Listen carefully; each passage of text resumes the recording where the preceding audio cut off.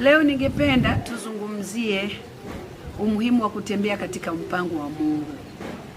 Hapa duniani tupo, lakini Mungu amempangia mtu, kila mtu na kazi yake, kwamba wewe utakuwa dokta, kwamba wewe utakuwa injinia, kwamba wewe utakuwa mwalimu, kwamba wewe utakuwa nani. Yeye mwenyewe Mungu ndio anapanga.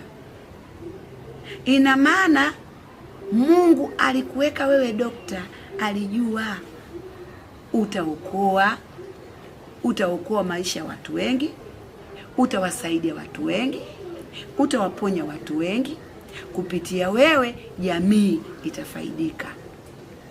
Na wewe alikuweka injinia, alijua utajenga nyumba nyingi sana, utaufanya ulimwengu wote ujae nyumba nzuri kupitia wewe. Mwingine ni mwalimu, alikuweka kuwa wewe uwe mwalimu, alikuwa na makusudi kwamba utawafundisha watoto wengi, wengi wataenda chuo kikuu, wengi watakuwa walimu wengi, wasomi wazuri kupitia wewe. Lakini sasa tunaona watu wengi wanabadilika.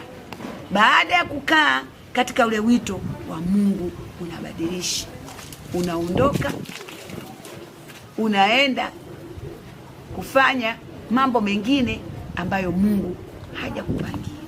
Kwa hiyo ushauri wangu kwako ni kwamba kaa kwenye wito wako. Kama we mchungaji, chunga. Kama we ni mwalimu, fanya ualimu. Kama we ni daktari, tumika kwenye udaktari wako. Kama we ni injinia, kaa kwenye uinjinia wako.